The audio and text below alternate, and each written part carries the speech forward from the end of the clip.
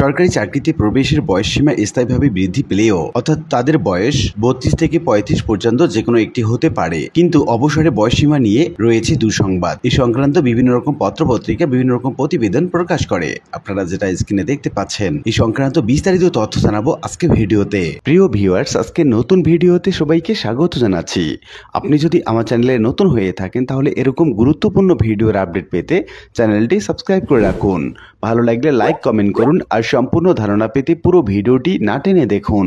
তাহলে শুরু করা যাক। প্রথমেই আমরা দেখে নিচ্ছি সরকারি চাকরিতে প্রবেশের বয়সসীমা যে বাড়ছে সেই সংক্রান্ত একটি প্রতিবেদনটি প্রকাশ করে শিক্ষাবার্তা.com 2 অক্টোবর 2024 খ্রিস্টাব্দ তারিখে। আমরা দেখে নিচ্ছি প্রতিবেদনে বলা হচ্ছে, সরকারি চাকরিতে প্রবেশের বয়সসীমা স্থায়ীভাবে বৃদ্ধি পাচ্ছে বলে জানিয়েছে বয়সসীমা বৃদ্ধির জন্য গঠিত কমিটির আহ্বায়ক আব্দুল মুহিত চৌধুরী। বুধবার 2 অক্টোবর সকালে সচিবালয়ে কমিটির আহ্বায়ক আব্দুল মুহিত চৌধুরী এবং সদস্য সচিব জনপ্রশাসন মন্ত্রণালয়ের সিনিয়র সচিব মোখলেসুর রহমান আন্দোলনকারী প্রতিনিধি দলের সঙ্গে বৈঠকে এসব কথা বলেন। তিনি বলেন, চাকরিতে প্রবেশের বয়সসীমা ৩৫ করার বিষয় নিয়ে যে দাবি আসছে সেটা যৌক্তিক বলে মনে করছি আমরা। পৃথিবীর অন্যান্য দেশে চাকরির বয়সসীমা নেই। আমরা সেসব দেশের বিবেচনায় একটা সিদ্ধান্ত নেব।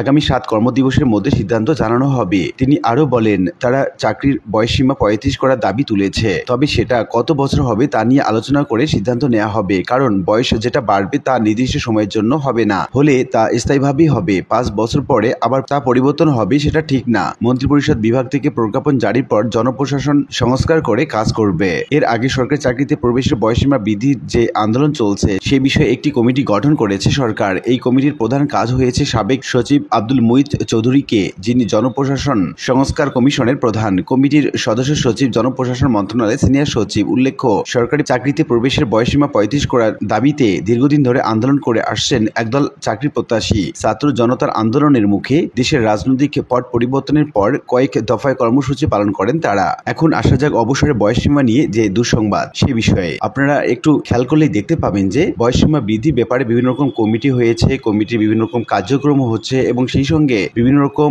মিটিং, বিভিন্ন রকম মহড়া চলছে সেগুলো কার্যকর করার জন্য। কিন্তু অবসরে বয়সসীমা বৃদ্ধি করার ব্যাপারে কোনো আলোচনা, সমালোচনা কিংবা কোনো রকমের কমিটি গঠন করা হয়নি। আর এই কারণে যারা অবসরে যাচ্ছেন কিংবা 65 বছর অবসরে বয়সসীমা নিয়ে ভাবছেন তাদের জন্য এটা দুঃসংবাদ হতে পারে। আশা করি বিষয়টি বুঝতে পেরেছেন। আর আজকের ভিডিওটি এ পর্যন্তই। আশা করি ভিডিওটি আপনাদের ভালো লেগেছে। ভিডিওটি ভালো লাগলে লাইক কমেন্ট করতে ভুলবেন না। দেখা হবে অন্য কোনো ভিডিওতে। সে পর্যন্ত সবাই ভালো থাকবেন। ধন্যবাদ।